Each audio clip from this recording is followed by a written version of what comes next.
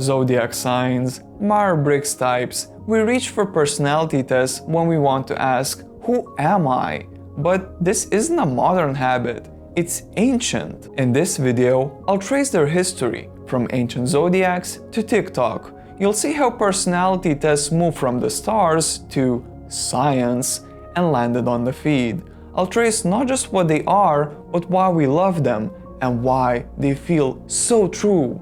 Before psychology, before lab tests, before we had any way to measure the mind, people were already asking the same thing. Who am I?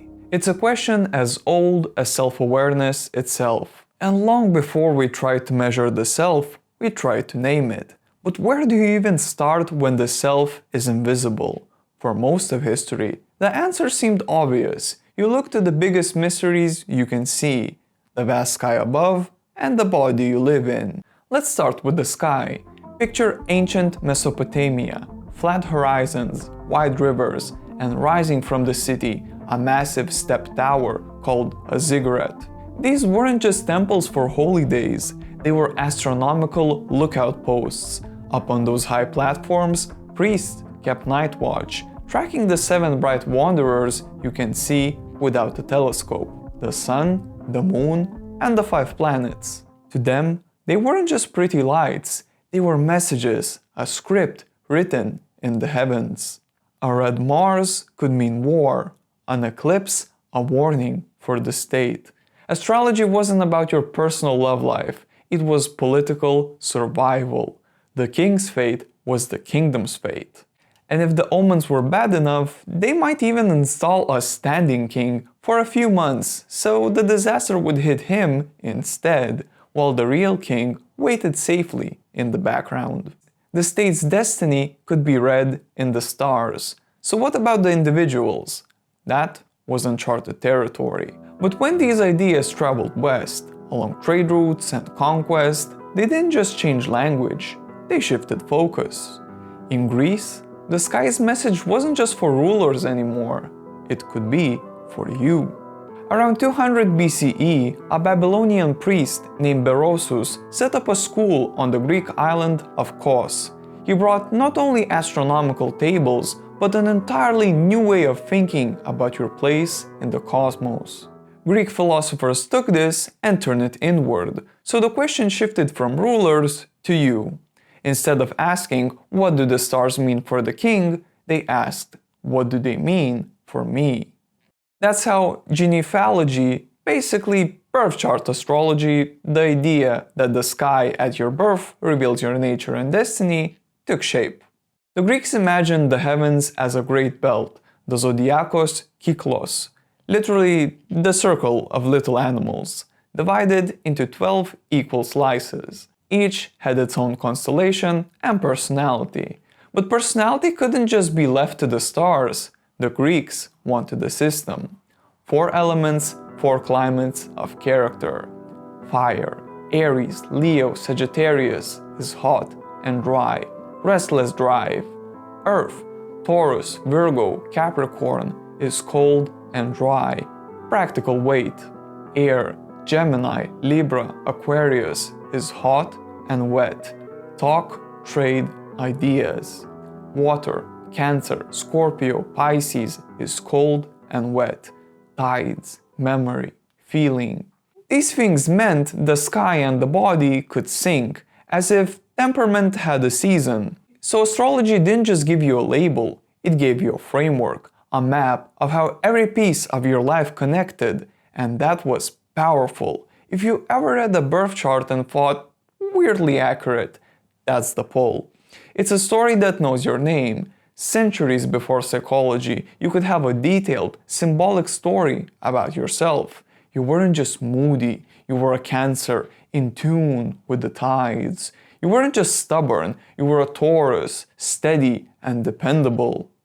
Meanwhile in Greece, another kind of map was being drawn, not in the stars, but in the body. In the 5th century BCE, Hippocrates, the daddy of medicine, suggested that health came down to the balance of 4 bodily fluids, or humors: blood, phlegm, yellow bile, and black bile. Too much or too little of one threw you off. For him, This explained illness, not personality. But by the 2nd century CE, the Roman physician Galen took it further. He argued that your dominant humor didn't just influence your health, it shaped your temperament. Someone with an abundance of blood was described as sanguine, warm, sociable, optimistic. Too much yellow bile made you choleric, ambitious, forceful, quick to anger. An excess of black bile created a melancholic nature, thoughtful, serious, prone to sadness. More phlegm? Phlegmatic, calm, steady, unhurried. Useful? Maybe. But now your mood wasn't a season, it was your nature. And that sticks. Here's the clever part. Galen tied each humor to the same elemental cycle used in astrology. In the end, two maps of the self, one from the heavens, one from the body, were speaking the same symbolic language, which made personality feel legible. But this way of thinking didn't stay in the doctor's office. It spilled into everyday culture.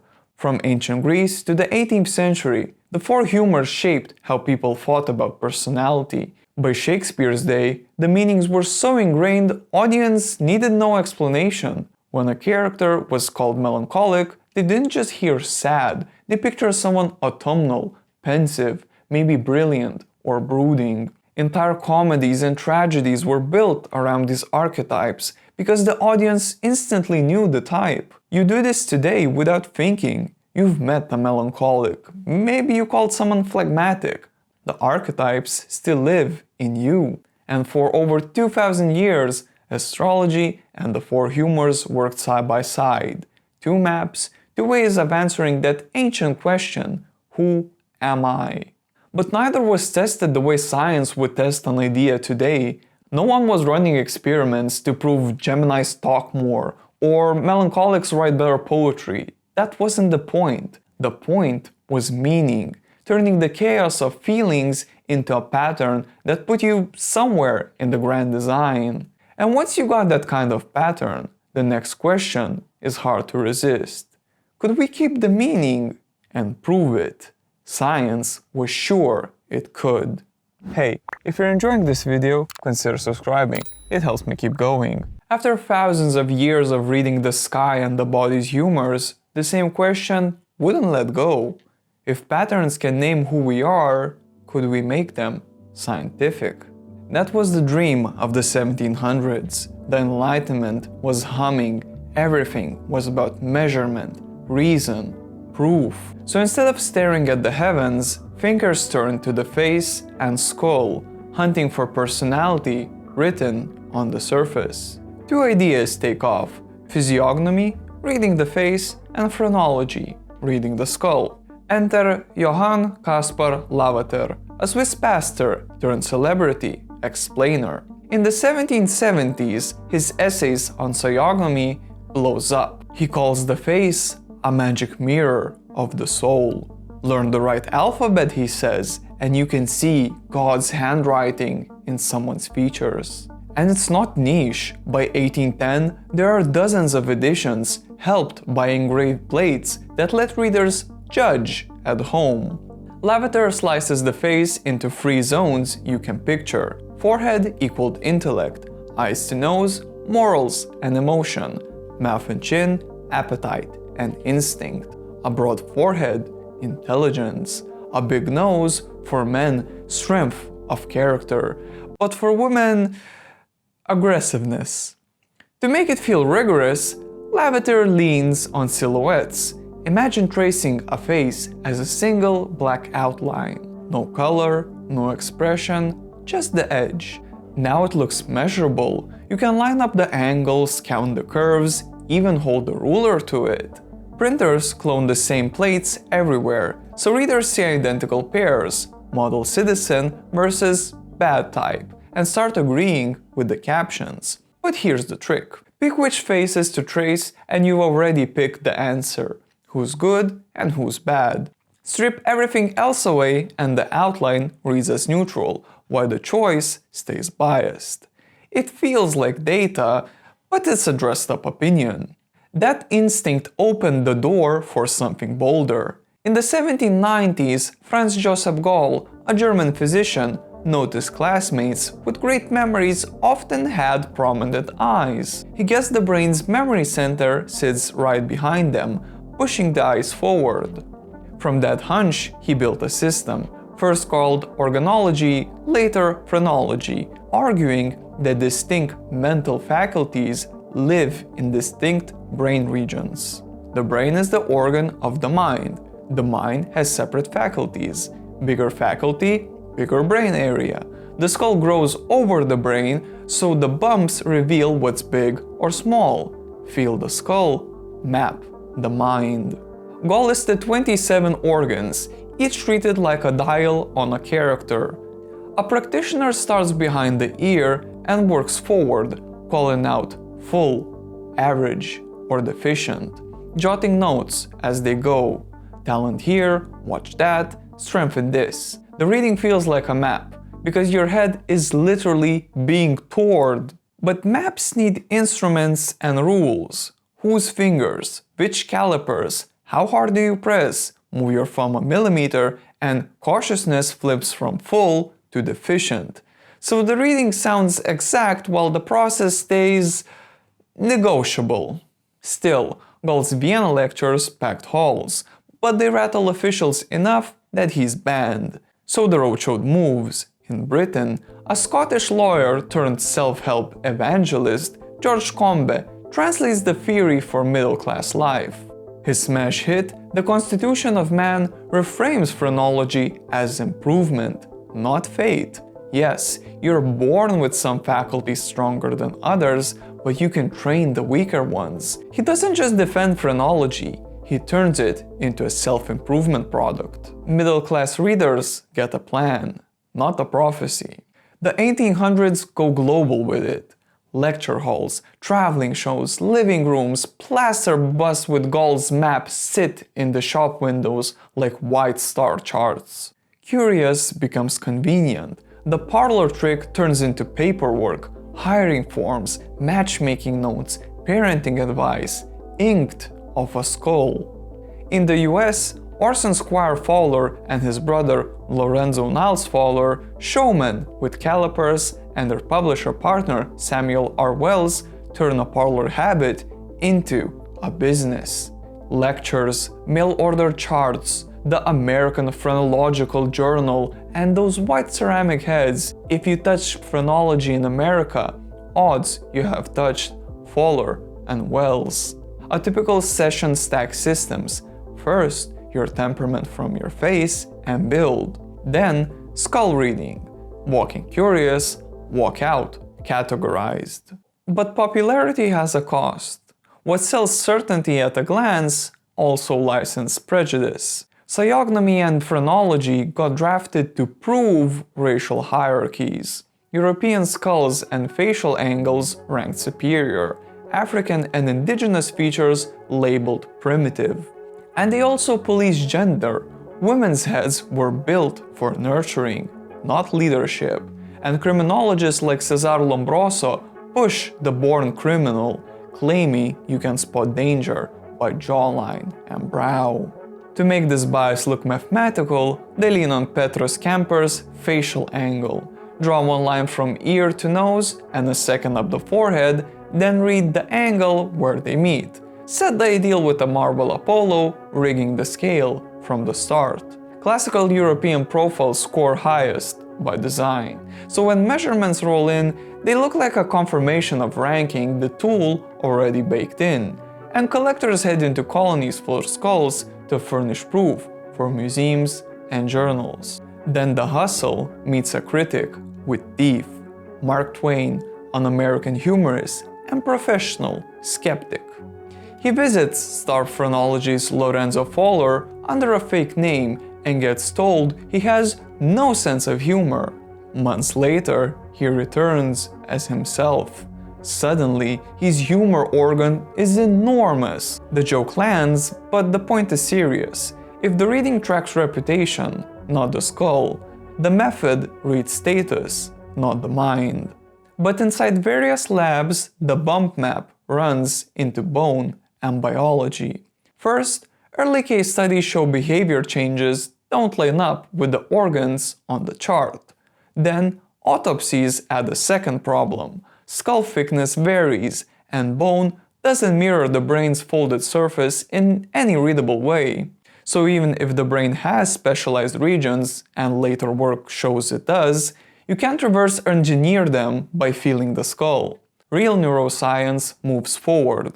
The bump map stays stuck. And when that quick answer promise finally fell apart, it left an empty space. If you couldn't read the truth from the outside, maybe you had to look inward, to the mind itself.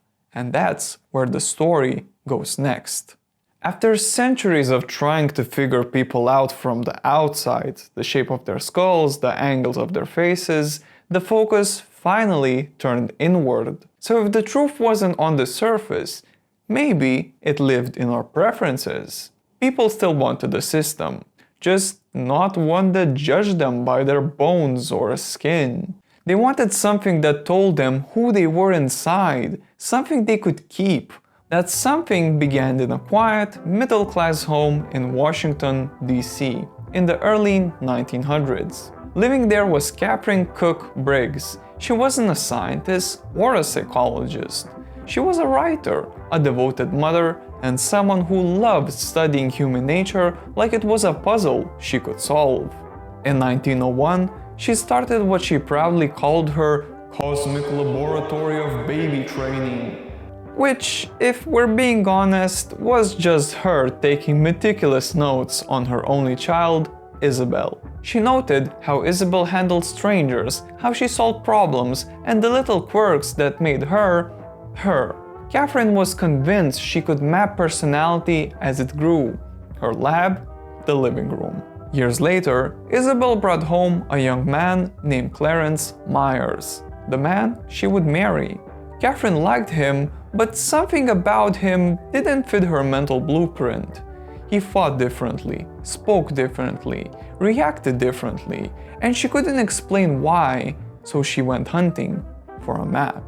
That small mystery became her obsession. She tore through biographies, compared famous people like they were case studies, even divined her own four-part personality theory. But in 1923, she found Carl Jung's psychological types, and her homegrown system went out the window. So Jung became the map. Jung's basic point was simple. Same world, different preferred ways to take it in and decide. Two attitudes, extroversion and introversion. Two ways to perceive, sensing or intuition. Two ways to judge, thinking or feeling. One usually leads and another supports. That's why two thoughtful people can watch the same event and read it differently, consistently. To Catherine, this was it. She read Jung's book so often she called it her Bible. It made sense of Clarence's differences and of the notes she'd been keeping. For her, it was a personal passion, something to think about, not sell. Isabel, though, saw a practical use. By the 1940s, World War II had transformed the job market. Speed mattered. Factories needed people in the right roles, fast. Isabel had read about people sorting tests and thought, we can do this better. She and her mother could turn Jung's ideas into a tool that didn't reject or rank people, but helped them find where they'd thrive. That tool became the Myers-Briggs Type Indicator, the MBTI. It asks a bunch of short either-or questions, which sounds more like you. Your answers stack like votes on each dial, where you get your energy, how you take in information, how you decide, how you organize your life. When one side has more votes, you get that letter. Put the 4 letters together and you've got a shorthand for your preference pattern, not a grade and not a diagnosis. It basically comes down to 4 dials. Extroversion or introversion. Do you gain energy from people or from solitude? Sensing or intuition. Do you focus on facts or on patterns and possibilities? Thinking or feeling. Do you decide with logic or with values? Judging or perceiving. Do you prefer structure or flexibility? And for years, Isabel ran the MBTI from her kitchen table, paying for printing and scoring herself.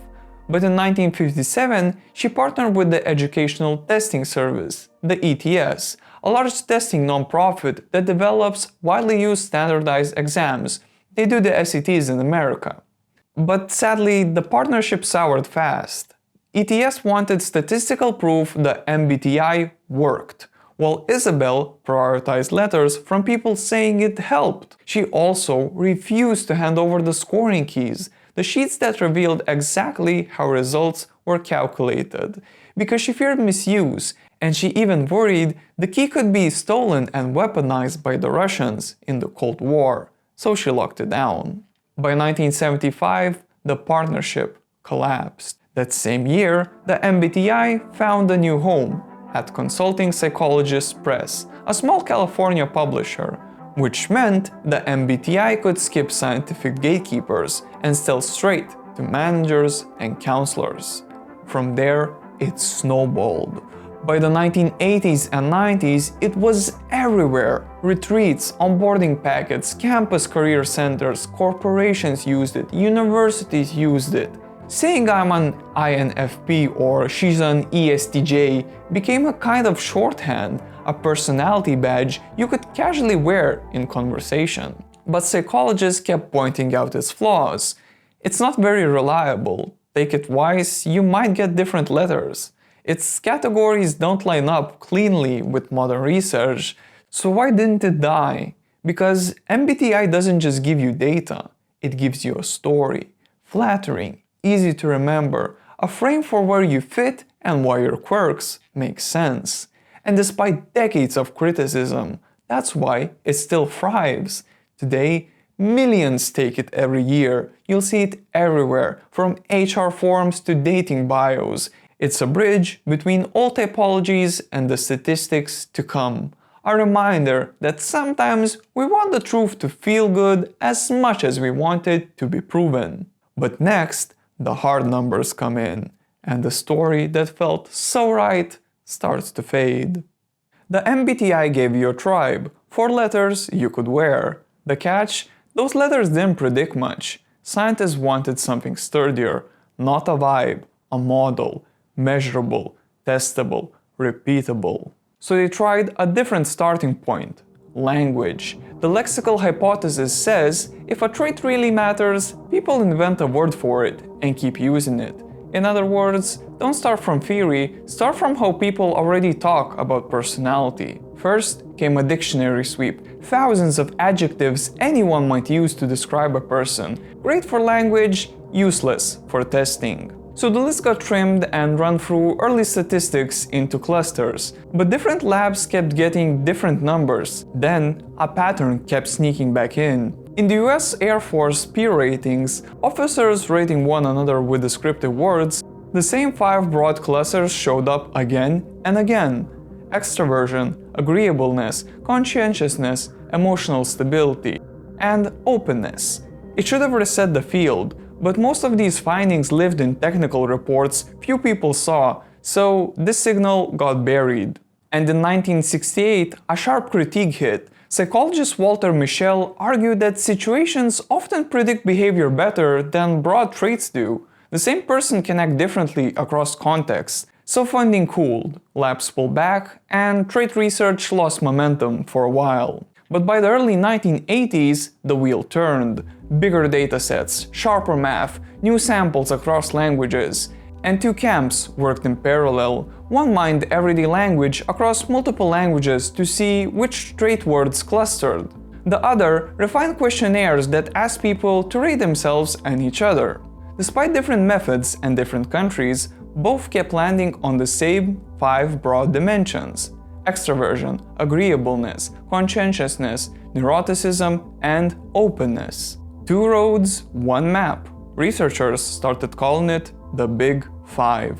Okay, so what does it actually measure? Not fixed types like the MBTI, but dimensions. You rate statements like "I keep my workspace organized" or "I enjoy abstract ideas," from strongly disagree to strongly agree. Your answers are compared to a large age map sample and you get percentile scores for each trait. In short, you don't get a title, you get coordinates that show where you sit on each scale. So why do scientists love the Big Five? Well, it travels well. The same five show up across languages and cultures. And it's fairly stable over time. Your relative position tends to hold, with genetics in the mix. And it predicts things that matter. Job performance, mental health risk, teamwork, creativity. Bottom line, it's useful, so scientists keep using it. But why doesn't the Big Five own pop culture like the MBTI? Well, because accuracy is an identity. MBTI says you're the architect. The Big Five says you're around the 72nd percentile for conscientiousness.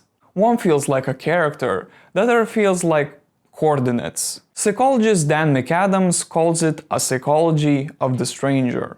It nails what a thoughtful stranger can see, your broad tendencies, but not your inner story, values, turning points, the personal myths you live by. It describes the book's cover, but not the plot. And that gap matters. We don't just want a description, we want meaning, a banner to stand under, a story to belong to. The model works, but it doesn't feel like a banner.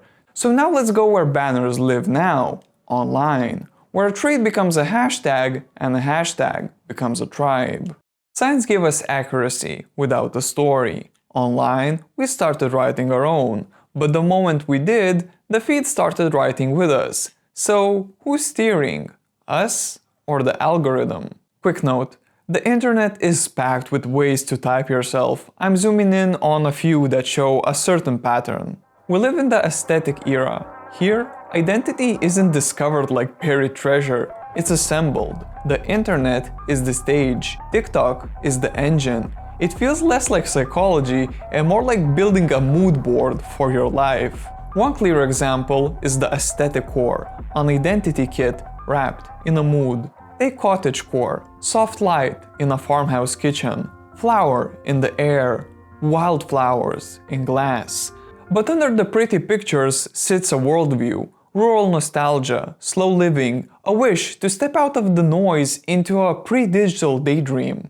And dark academia follows the same recipe, swapping fields for libraries and rain-slick courtyards. These aesthetic cores work because objects do the talking. Philosopher Nelson Goodman calls it exemplification, which just means your stuff sends a signal. A pressed flower in a book isn't just a keepsake, it says nostalgia, intellect, a little bit of melancholy. But why do these catch on? Well, because they're loose by design. Guides, not rule books. You're not just someone who likes old books, you're a dark academia person. The label gives your preference a story. And on TikTok, that story spreads through copy loops, strangers making and remixing the same symbols until it starts to feel like a crowd you belong to. The more you interact, the more the algorithm nudges you into that lane and reflects it back until it feels second nature. But from these flexible vibes, more prescripted archetypes started taking shape. And if aesthetics were the blueprint, that girl was one of the first fully built houses. She's the distilled ideal of feminine self-optimization. 6 a.m. alarm, lemon water in a clear glass, matching workout set, bullet journal pages so neat they could be a font, green smoothie, glossy skin, quiet mornings of yoga, journaling, getting things done. But why does she resonate with people? Because she offers control when life feels chaotic, and the culture around her adds a rule that sounds simple. Empowerment is personal. Fix your life yourself. So the work turns inward and it never really ends. That's the post-feminist shift in plain terms. Less we change the system together, more I upgrade my life. And for good measure, layer on a common modern mindset, neoliberalism, which treats you like a startup of one. Wins are on you, losses are also on you. Put those together and you get a self that turns your body, mind and time into ongoing projects. It feels powerful and tiring all at once. And it isn't just a belief, it's a performance. That girl lives in the gaze you turn on yourself. Think panopticon. You behave because you might be watched. That's self-surveillance. You perform and you watch yourself perform. And the algorithm watches too. The better the routine looks, the more likes you get. And the tighter the loop pulls. And of course, All of this is sold back to you: mats, skincare, supplements, the Become Her kit. But while one path promised serene order, another offered hard-edged independence for guys who felt sidelined. Enter the Sigma male. He rose out of the manosphere, forums and channels obsessed with rank, lots of alpha-beta jargon built on a flimsy wolfpack myth. The Sigma gets marked as the exception, the lone wolf who skips the hierarchy but still wins. It sounds like opting out, but it still runs on status. The Sigma's icons aren't wellness influencers, they're cinematic anti-heroes. Patrick Bateman, Travis Bickle, John Wick. Violence, detachment, a strict personal code. For young men feeling powerless, those clips don't read as warnings, they feel like blueprints. And here's the quiet truth: that girl and the Sigma run on the same fuel: discipline, control, turning every moment into a metric. One makes control beautiful, the other makes it hard-edged. One sells soft-focus self-care, the other sells cold independence. Different outfits, same scoreboard. But when both scripts start to crack, order you can't keep up with, hardness that holds you out, the goal changes. The search pivots from aspiration to explanation. Not how do I fix me, but what explains me. Enter the self-diagnoser. For a lot of people on TikTok, picking up a label like ADHD or autism isn't about chasing medical perfection. It's finally having words for why life has always felt offbeat. It's the moment the pieces click. Picture someone who's tried the that girl routine, the alarms, the planners, the habit trackers, and watch it fall apart every single time. She sees a video. Tell me you have ADHD without telling me you have ADHD. 15 seconds later, she sees herself. She replays it. Her feed shifts overnight. Suddenly, it's ADHD skits, symptom lists, memes about hyperfocus and sensory overload. She comments. People reply. A community forms around the relief of, oh, so it's not just me. It's validating. It's immediate. And it's free. And it's also messy. ADHD and autism content can blur real symptoms with things that are just human. A messy room, a missed appointment, maybe a sign, maybe just life. And critics worry about turning mental health into tropes, or that the algorithm reward system can favor performing struggle. But brushing it off as mere performance misses the bigger issue. Diagnosis is expensive, wait lists are long, and bias is real, especially for women and people of color. And if you've been told you're fine your whole life, an online label can be the first open door to feeling understood. Not perfect, but for many, it's the only door that opens at all. And not everybody stays there. Some people use the label to get therapy, meds, accommodations, and others feel that the label turns into identity. And that can get heavy too. And when optimizing yourself is exhausting and explaining yourself is also exhausting, what's left? Enter the Delulu Queen. The Queen runs on one motto: Delulu is the Solulu. Delusion is the solution. It's unearned confidence worn like armor. The job you're underqualified for, already yours. The person who ghosted you, secretly obsessed. And it isn't naive, it's on purpose. She knows she's making it up. That's the bit. She sends the text anyway, applies for the role anyway, writes, "Congrats future me," on a sticky note. In a culture that measures worth by productivity, diagnosis, or constant self-improvement, she picks the fourth door: play, pretend, performance without apology. It's satire as survival. She sidesteps that girl's labor, ignores the Sigma's aggression, and shrugs off the self-diagnoser's need to justify. She writes herself into the scene as the main character, no optimization required. For some, it's a joke. For others, it's how you make an impossible week livable. And when every other archetype demands proof, perfection, rebellion, a label, choosing make-believe can feel like freedom. But across all these identities, the pattern is the same. The internet turned "Who am I?" from a question you ask the world into a project you build yourself. The algorithm will help. Collaborator, mirror, sometimes a cage. So write your story, just don't hand the pen to the algorithm.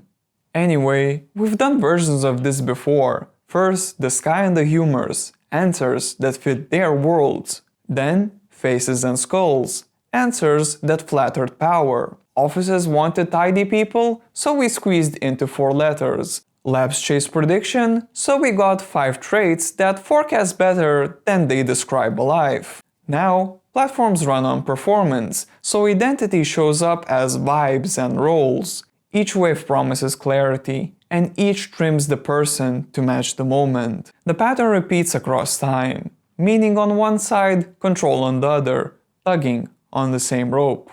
But there isn't a final quiz that nails you. Personality tests are just moving a line between understanding and flattening. The line is drawn, erased, redrawn as the world shifts. So who am I isn't found, it's built, then adjusted. YouTube tested your personality and decided you'd like this video. Check it out.